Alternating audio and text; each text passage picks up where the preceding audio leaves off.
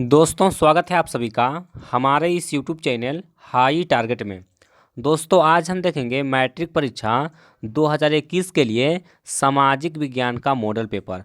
और दोस्तों ये मॉडल पेपर आपके आने वाले मैट्रिक बोर्ड परीक्षा के लिए काफ़ी ही महत्वपूर्ण है। और दोस्तों इसमें हम लोग टोटल 60 इम्पोर्टेंट क्वेश्चन पर डिस्कशन करेंगे जो आपके मैट्रिक बोर्ड परीक्षा में पूछे जा सकते हैं। तो आप लोग वीडियो को शुरू से अंत तक देखिए और सभी प्रश्नों को अच्छी तरह से याद कर लीजिए। तो चलिए हम लोग पहला क्वेश्चन से वीडियो को स्टार्ट करते हैं। जल्दी से वीडियो को लाइक कीजिए और अगर आप लोग चैनल पर नए हैं तो चैनल को भी सब्सक्राइब कर लीजिए। और दोस्तों अगर आप लोग मॉडल पेपर का और भी वीडियो देखना चाहते हैं तो जा करके यूट्यूब पर high target social science model paper लिख कर सर्च कीजिए। आपके सामने और भी मॉडल पेपर आ जाएगा जिससे आप देख करके परीक्षा की तैयारी कर सकते हैं। तो चलिए अब हम लोग शुरू करते हैं।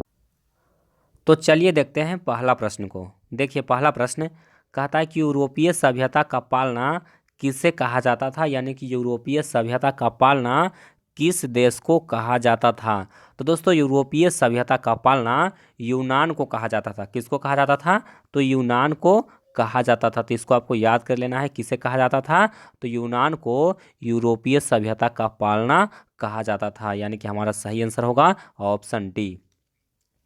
चलिए उसके बाद देखते हैं दूसरा प्रश्न। देखिए दूसरा प्रश्न कहता है कि 1917 की रूसी क्रांति के समय किस जार का शासन था। दोस्तों जार मतलब होता है रूस का सम्राट, आप लोग जानते होंगे।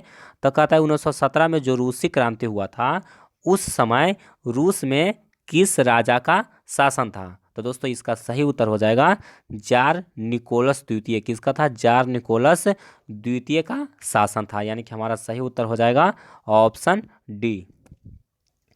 चलिए उसके बाद देखते हैं नेक्स्ट क्वेश्चन। देखिए कहता है कि वियतनाम में रहने वाले फ्रांसीसी नागरिकों को क्या कहा जाता था। दोस्तों वियतनाम में रहने वाले फ्रांसीसी नागरिकों को क्या कहा जाता था? तो दोस्तों उनको कहा जाता था कोलोन। क्या कहा जाता था? कोलोन कहा जाता था। तो हमारा उत्तर क्या हो जाएगा? ऑप्शन सी हो जाएगा।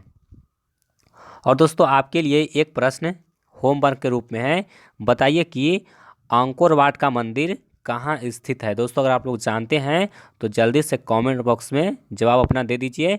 अंकोर वाट का मंदिर है वो कहाँ स्थित है।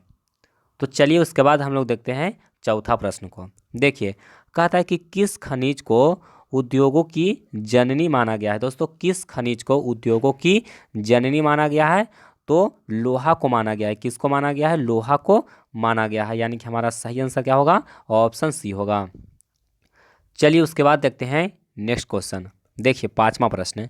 देखिए कहता है कि गोंडवाना समूह के कोयले का निर्माण हुआ था, यानी कि गोंडवाना समूह के जो कोयले हैं उनका निर्माण कितने वर्ष पहले हुआ था। तो दोस्तों इसका सही आंसर हो जाएगा 20 करोड़ वर्ष पूर्व। कितना करोड़ वर्ष? तो 20 करोड़ वर्ष पूर्व हुआ था गोंडवाना समूह के कोयले का निर्माण। चलिए उसके बाद देखिए अगला प्रश्न कहता है कि भारत में किस प्रकार की कृषि की प्रधानता है। तो देखिए दोस्तों आपको ऑप्शन क्या दिया हुआ है? आपको ऑप्शन दिया हुआ है जीवन निर्वाह कृषि, बी है विस्तृत कृषि, सी है बागवानी कृषि और डी है व्यापारिक कृषि। तो दोस्तों भारत में किस कृषि की प्रधानता है?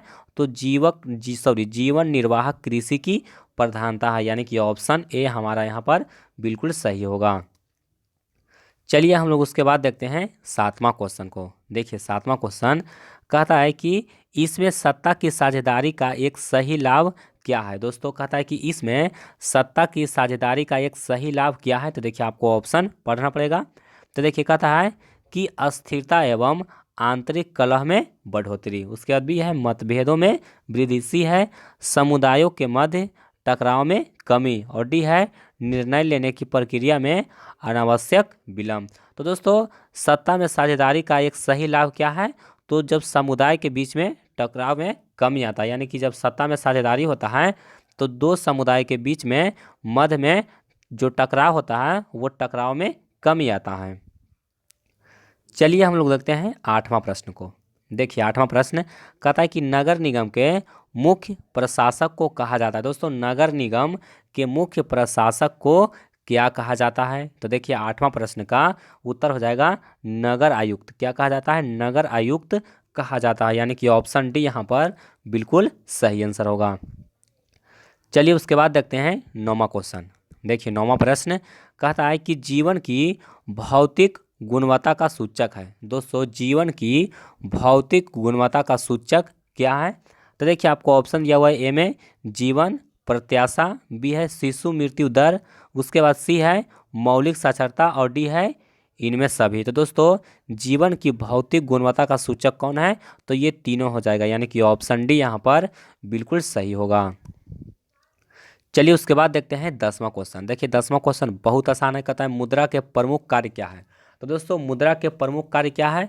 तो विनिमय करना, उसके बाद मूल्य का मापन करना और मूल्य का संचयन करना, यानी कि तीनों है जो मुद्रा का कार्य है। यानी कि हमारा सही उत्तर क्या हो जाएगा? ऑप्शन डी हो जाएगा। चलिए उसके बाद हम लोग देखते हैं 11वां क्वेश्चन। देखिए कहता है मेजनी का संबंध किस संगठन से था। दोस्तों मेजनी का संबंध किस संगठन से था? तो इसका आंसर आप लोग जानते होंगे, बहुत आसान है। क्या है? कार्बोनरी। मेजनी का संबंध किस संगठन से था? तो कार्बोनरी संगठन से था। चलिए उसके बाद देखिए ये क्वेश्चन हम बता चुके हैं। रूस में जार का अर्थ क्या होता है? दोस्तों रूस में जार का अर्थ क्या होता है? तो रूस का जो सम्राट होता है, रूस का जो राजा होता है, उसको जार कहा जाता है। तो इसका सही उत्तर क्या हो जाएगा? ऑप्शन डी हो जाएगा। चलिए उसके बाद देखते हैं 13वां क्वेश्चन। देखिए 13 नंबर सवाल बहुत महत्वपूर्ण है। कहता है कि होवा हुआ आंदोलन था वो किस प्रकृति के था। दोस्तों होवा हुआ आंदोलन था वो किस प्रकृति का आंदोलन था? तो दोस्तों देखिए आपको ऑप्शन दिया गया है, क्रांतिकारी आंदोलन, बी है धार्मिक आंदोलन, उसके बाद सी है सामाजिक समर्थक आंदोलन और डी है क्रांतिकारी आंदोलन। तो दोस्तों यहाँ पर जो होवा हुआ आंदोलन था, सॉरी क्रांतिकारी धार्मिक, यानी कि जो होवा हुआ आंदोलन था वो क्रांतिकारी भी था और धार्मिक भी था। तो इसका सही उत्तर क्या हो जाएगा? क्रांतिकारी धार्मिक आंदोलन, यानी कि ऑप्शन डी इसका बिल्कुल सही आंसर होगा। चलिए उसके बाद हम लोग देखते हैं 14 नंबर सवाल को। देखिए 14 नंबर सवाल मोस्ट इंपॉर्टेंट है। देखिए कहता है कि भारत में खिलाफत आंदोलन शुरू हुआ। दोस्तों भारत में खिलाफत आंदोलन कब शुरू हुआ? तो भारत में खिलाफत आंदोलन 1920 ईस्वी में शुरू हुआ था। हमारा सही उत्तर क्या हो जाएगा? ऑप्शन ए हो जाएगा। चलिए उसके बाद देखते हैं 15 नंबर सवाल। देखिए 15 नंबर सवाल कहता है कि 1917 में भारत का पहला जूट मिल किस शहर में स्थापित हुआ। दोस्तों बहुत ही महत्वपूर्ण क्वेश्चन है। आपको प्रश्न में क्या पूछा गया है कि 1917 में जो भारत में पहला जूट मिल स्थापित किया गया वो किस शहर में स्थापित किया गया। तो दोस्तों इसका सही उत्तर होगा कोलकाता में। सबसे पहला जूट मिल 1917 में कहाँ स्थापित किया गया था? तो कोलकाता में। चलिए उसके बाद आइए अगला प्रश्न में। देखिए कहता है कि पूंजीपति वर्ग के द्वारा किस वर्ग का शोषण हुआ। दोस्तों पूंजीपति वर्ग के द्वारा किस वर्ग का शोषण हुआ? तो दोस्तों इसका जो सही उत्तर होगा वो कौन सा होगा? देखिए आपको ऑप्शन पढ़ना पड़ेगा। देखिए श्रमिक वर्ग दिया हुआ है, मध्यम वर्ग दिया हुआ है और कृषक वर्ग दिया हुआ है और उपयुक्त सभी है।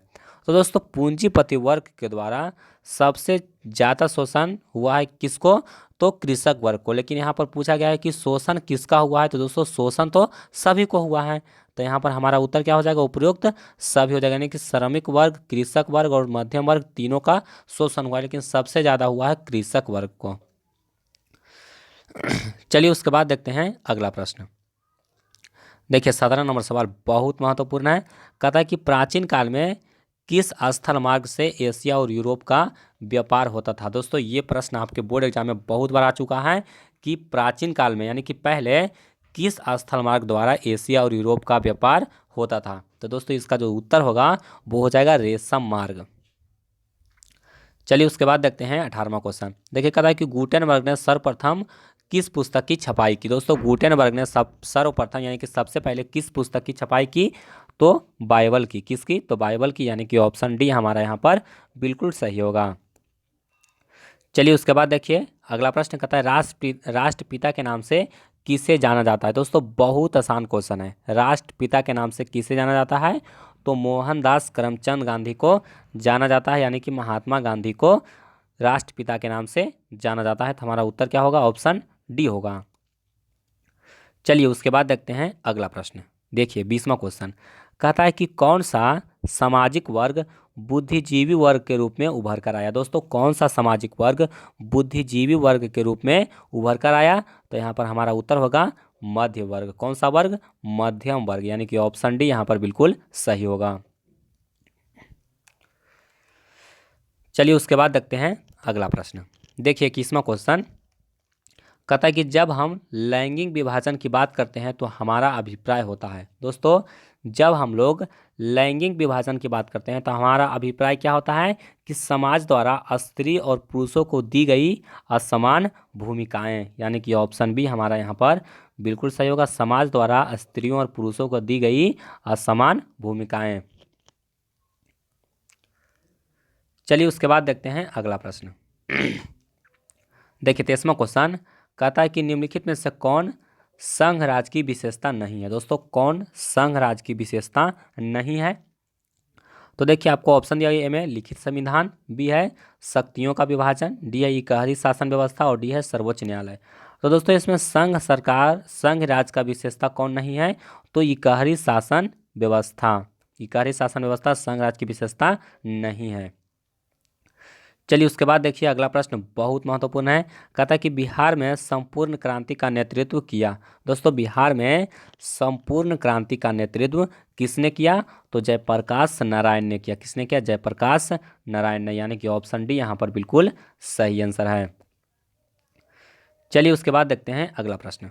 देखिए 24वां क्वेश्चन कहता है कि इनमें से कौन सी एक बात लोकतांत्रिक व्यवस्थाओं के अनुरूप नहीं है। दोस्तों कहता है कि इनमें से कौन सा बात लोकतांत्रिक व्यवस्थाओं के अनुरूप नहीं है। तो देखिए आपको ऑप्शन दिया हुआ, ए में कानून के समक्ष समानता, बी है स्वतंत्रता एवं निष्पक्ष चुनाव, सी है उत्तरदायी शासन व्यवस्था और डी है बहुसंख्यकों की शासन। बहुसंख्यकों का शासन यानी कि जो बहुसंख्यक लोग हैं उसका शासन। तो दोस्तों कौन लोकतांत्रिक व्यवस्था के अनुरूप नहीं है? तो इसका सही आंसर होगा ऑप्शन डी बहुसंख्यकों का शासन। ये जरूरी नहीं है कि जो बहुसंख्यक रहेगा उसका शासन रहेगा, यह लोकतंत्र के खिलाफ है। चलिए उसके बाद देखते हैं अगला प्रश्न। देखिए कहता है कि भारत एक लोकतांत्रिक राज्य है, निम्नलिखित में से यह घोषणा की गई। दोस्तों यह घोषणा कहाँ की गई? प्रस्तावना में की गई, या पाठ में, या फिर कानूनी पुस्तक में, या फिर नागरिक शास्त्र में। तो दोस्तों इसका जो सही उत्तर होगा वो हो जाएगा प्रस्तावना, यानी कि प्रस्तावना में यह घोषणा किया गया कि भारत एक लोकतांत्रिक राज्य है। चलिए उसके बाद देखते हैं 26वां क्वेश्चन। देखिए कहता है कि किस लोकसभा चुनाव के बाद महिलाओं की भागीदारी 10% से अधिक हो गई। तो दोस्तों कौन सी लोकसभा चुनाव के बाद महिलाओं की भागीदारी 10% से अधिक हो गई? तो इसका सही उत्तर हो जाएगा 15वीं लोकसभा चुनाव के बाद। चलिए उसके बाद देखिए अगला प्रश्न। देखिए कहता है कि निम्नलिखित में से कौन राष्ट्रीय दल है। दोस्तों आपको बताना है कि कौन राष्ट्रीय दल है।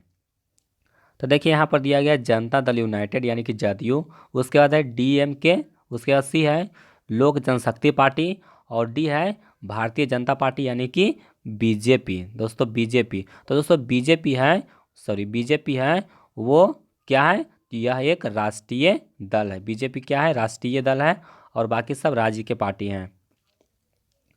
चलिए उसके बाद देखते हैं अगला प्रश्न। कहता है कि लोकतंत्र का प्राण किसे कहा गया है। दोस्तों लोकतंत्र का प्राण किसे कहा गया है? तो राजनीतिक दल को लोकतंत्र का प्राण कहा गया है। तो हमारा उत्तर क्या होगा? ऑप्शन ए हो जाएगा। चलिए उसके बाद देखते हैं अगला प्रश्न। देखिए 29वां क्वेश्चन, ये भी मोस्ट इंपोर्टेंट है। देखिए कहता है कि भारत में संघ एवं राज्यों के बीच अधिकारों का विभाजन कितनी सूचियों में हुआ है? तो 3 सूचियों में हुआ। कितनी सूची में? 3 में, यानी कि ऑप्शन ए हमारा बिल्कुल सही आंसर है। चलिए उसके बाद देखते हैं अगला प्रश्न। देखिए कहता है कि निम्नलिखित में से कौन लोकतंत्र के में रंग भेद के विरोधी नहीं थे। दोस्तों रंग भेद के विरोधी कौन नहीं थे? तो देखिए आपको ऑप्शन दिया हुआ है Martin Luther king, Mahatma Gandhi, फिर ओलंपिक धावक टोनी स्मिथ एवं जॉन कॉर्लस और उसके बाद जेड गुडी। तो दोस्तों जेड गुडी रंग भेद के विरोधी नहीं था, यानी कि ऑप्शन डी यहाँ पर बिल्कुल सही होगा। चलिए उसके बाद देखते हैं अगला प्रश्न। देखिए 31वां क्वेश्चन कहता है कि सासाराम नगर का विकास हुआ। दोस्तों सासाराम नगर का विकास मध्य युग में हुआ। कब हुआ था? मध्य युग में हुआ था। हमारा सही उत्तर क्या होगा? ऑप्शन ए होगा। चलिए उसके बाद देखते हैं अगला प्रश्न। देखिए कहता है कि अविभाजित बिहार में निम्नलिखित में से कौन सा एकमात्र नियोजित नगर था। यानी कि जब बिहार और झारखंड का विभाजन नहीं हुआ था तो उस समय एकमात्र नियोजित नगर कौन था? तो उस समय एक नियोजित नगर कौन था? देखिए आपको ऑप्शन दिया हुआ है पटना, मुंगेर, जमशेदपुर और गया। तो दोस्तों इसका जो सही आंसर होगा वो होगा जमशेदपुर। चलिए उसके बाद देखते हैं अगला प्रश्न। देखिए 33वां सवाल कहता है कि पटना हवाई अड्डा का क्या नाम है? दोस्तों जो पटना में हवाई अड्डा है उसका क्या नाम है? तो उसका नाम है जयप्रकाश अंतर्राष्ट्रीय हवाई पतन, यानी कि ऑप्शन ए हमारा बिल्कुल सही आंसर है। चलिए उसके बाद देखते हैं अगला प्रश्न। कहता है बिहार में रज्जू मार्ग कहाँ है? दोस्तों बिहार में रज्जू मार्ग कहाँ है? तो रज्जू मार्ग है वो राजगीर में। इसको आपको याद कर सकते हैं, र से रज्जू और र से राजगीर, यानी कि ऑप्शन बी यहाँ पर बिल्कुल सही आंसर है। चलिए उसके बाद देखते हैं अगला प्रश्न। देखिए कहता है कि बिहार में खनिज तेल की संभावना है। देखिए ये क्वेश्चन में बहुत सारे स्टूडेंट का कन्फ्यूजन रहता है, तो इसका जो सही उत्तर होगा वो होगा हिमालय के क्षेत्र में, यानी कि हिमालय क्षेत्र में खनिज तेल के संभावना है। चलिए उसके बाद देखते हैं अगला प्रश्न। देखिए 36वां क्वेश्चन कहता है कि कांवर झील स्थित है। दोस्तों कांवर झील है वो कहाँ स्थित है? तो कांवर झील है वो बेगूसराय जिला में स्थित है। कहाँ है? बेगूसराय जिला में, यानी कि ऑप्शन सी यहाँ पर बिल्कुल सही होगा। चलिए उसके बाद देखते हैं अगला प्रश्न। कहता है कि संजय गांधी जैविक उद्यान किस नगर में है? दोस्तों संजय गांधी जैविक उद्यान कहाँ है? तो पटना में, यानी कि पटना के जो चिड़ियाघर है उसका नाम है संजय गांधी जैविक उद्यान। चलिए उसके बाद देखते हैं अगला प्रश्न। कहता है कि निम्नलिखित में से कौन एक सड़कों का वर्ग नहीं है? बताना है आपको ऑप्शन देकर कि कौन सड़कों का एक वर्ग नहीं है। तो देखिए आपको ऑप्शन दिया हुआ है में पूर्व पश्चिम गलियारा, और दोस्तों पूर्व पश्चिम गलियारा है वो सड़कों का वर्ग नहीं है, तो हमारा उत्तर क्या होगा? ऑप्शन ये होगा। बाकी एक्सप्रेस वे, स्वर्णिक, चतुर्भुज राजमार्ग और सीमांत सड़कें ये तीनों सड़कों का एक वर्ग है। चलिए उसके बाद देखते हैं अगला प्रश्न। कहता है कि जिस देश का राष्ट्रीय आय अधिक होता है वह देश कहलाता है। तो उसको हम लोग क्या कहते हैं? तो उसको हम लोग कहते हैं विकसित देश। क्या कहते हैं? उसको हम लोग विकसित देश कहते हैं। चलिए उसके बाद देखते हैं अगला प्रश्न। कहता है कि भारत के किस राज्य की प्रति व्यक्ति आय अधिक है? दोस्तों भारत के किस राज्य की प्रति व्यक्ति आय अधिक है? तो देखिए आपको ऑप्शन दिया हुआ है बिहार, पंजाब, हरियाणा और गोवा। तो दोस्तों इन चार राज्यों में सबसे ज़्यादा प्रति व्यक्ति आय किसका है? गोवा का है। किसका है? गोवा का है, यानी कि ऑप्शन डी यहाँ पर बिल्कुल सही होगा। चलिए उसके बाद देखिए अगला प्रश्न। कहता है कि निम्नलिखित में से कौन एक मुद्रा का कार्य नहीं है? तो आप लोग जानते हैं कि मुद्रा का काम क्या है? विनिमय करना, फिर मूल्य का मापन करना और मूल्य का संचयन करना, यानी कि उत्पादन है वो मुद्रा का कार्य नहीं है। तो हमारा उत्तर क्या होगा? ऑप्शन डी होगा। चलिए उसके बाद देखते हैं अगला प्रश्न। कहता है कि भारत का केंद्रीय बैंक कौन है? दोस्तों भारत का केंद्रीय बैंक कौन है? तो आरबीआई है, यानी कि रिजर्व बैंक ऑफ इंडिया है। भारत का केंद्रीय बैंक कौन है? Reserve bank of India. आप लोग नोट पर देखते होंगे रिजर्व बैंक ऑफ इंडिया लिखा हुआ रहता है। चलिए उसके बाद देखते हैं अगला प्रश्न। देखिए कहता है ऊर्जा का मुख्य स्रोत क्या है? दोस्तों ऊर्जा का मुख्य स्रोत क्या है? तो देखिए कोयला, पेट्रोलियम, विद्युत और इनमें से सभी। तो दोस्तों इसका सही उत्तर क्या होगा? इसका सही उत्तर होगा इनमें से सभी, यानी कि तीनों है जो ऊर्जा का मुख्य स्रोत है। चलिए उसके बाद देखते हैं अगला प्रश्न। देखिए 44 नंबर क्वेश्चन। कहता है कि पार्ले समूह के थम्सअप ब्रांड, यानी कि जो थम्सअप ब्रांड था पार्ले समूह का, उसको किस बहुराष्ट्रीय कंपनी ने खरीद लिया? तो दोस्तों थम्सअप ब्रांड को कोका कोला ने खरीद लिया था। हमारा उत्तर क्या हो जाएगा? ऑप्शन ए हो जाएगा। तो चलिए उसके बाद देखते हैं अगला प्रश्न को। देखिए कहता है निम्नलिखित में से किसे बाढ़ के अधिक हानि होती है? दोस्तों बाढ़ से सबसे अधिक हानि किससे होती है? तो देखिए आपको ऑप्शन दिया हुआ है में फसलों को, बी है पशुओं को, सी है भवनों को और डी है उपरोक्त सभी को। तो दोस्तों बाढ़ से सबसे अधिक हानि होती है किससे? तो इनमें से सभी को हो जाएगा, उपरोक्त सभी को। लेकिन इसमें बहुत सारे स्टूडेंट का कन्फ्यूजन रहता है कि बाढ़ से जो सबसे ज़्यादा हानि होती है वो फसल का होता है, क्योंकि भवन और पशु को उतना ज़्यादा नुकसान नहीं होता है जितना फसल को होता है। लेकिन अगर इसमें ऑप्शन में उपरोक्त सभी दिया हुआ है तो इसका आंसर उपरोक्त सभी होगा। अगर ये उपरोक्त सभी नहीं दिया हुआ रहेगा तो इसका फसल को हो जाएगा। चलिए उसके बाद देखते हैं अगला प्रश्न। देखिए कहता है कि सामान्य संचार व्यवस्था के बाधित होने का मुख्य कारण है। दोस्तों सामान्य संचार व्यवस्था के बाधित होने का मुख्य कारण क्या है? तो केबल का टूट जाना। क्या होता है? केबल का टूट जाना, यानी कि जिसको वायर होता है उसका टूट जाना ही इसका बाधा है। तो हमारा उत्तर क्या हो जाएगा? ऑप्शन ए हो जाएगा। चलिए उसके बाद देखते हैं अगला प्रश्न। देखिए आग से जलने की स्थिति में कहता है कि किस प्राथमिक उपचार की आवश्यकता होती है। दोस्तों जब कोई आदमी अगर आग से जल गया तो उसको सबसे पहले हम लोग क्या करेंगे, तो सबसे पहले उसको हम लोग ठंडा पानी देंगे, यानी कि उसको हम लोग ठंडा पानी उस पर डालेंगे तो उसको आराम मिलेगा, यानी कि उसका प्राथमिक उपचार फर्स्ट एड क्या है, तो उस पर ठंडा पानी डालना, यानी कि ऑप्शन है यहाँ पर बिल्कुल सही आंसर होगा। चलिए उसके बाद देखिए 48वां क्वेश्चन, और ये मोस्ट इंपोर्टेंट प्रश्न है। देखिए कहता है कि भूकंप केंद्र के ऊर्ध्वाधर पृथ्वी के नीचे के केंद्र को कहा जाता है, कि मान लीजिए कि ये पृथ्वी का सतह है और यहाँ पर भूकंप आया, तो इसके नीचे जो केंद्र होता है उसको हम लोग क्या कहते हैं, जहाँ से भूकंप है जो उठता है तो उसको कहते हैं हम लोग अधिक केंद्र, उसको सॉरी उसको हम लोग कहते हैं क्या चीज़, अधिक केंद्र कहते हैं, यानी कि ऑप्शन ए यहाँ पर बिल्कुल सही आंसर होगा। और सबसे ऊपर में आता है उसको हम लोग कहते हैं भूकंप केंद्र। तो दोस्तों उम्मीद करता हूँ कि ये वीडियो आपको पसंद आया होगा, और अगर आपको वीडियो पसंद आया तो वीडियो को लाइक कीजिए, इसको अपने दोस्तों में शेयर कीजिए, और चैनल पर नए हैं तो चैनल को भी सब्सक्राइब कर लीजिए, और इस वीडियो को अपने दोस्तों में व्हाट्सएप पर ज़रूर शेयर कीजिए ताकि वो भी इस वीडियो को देख सकें।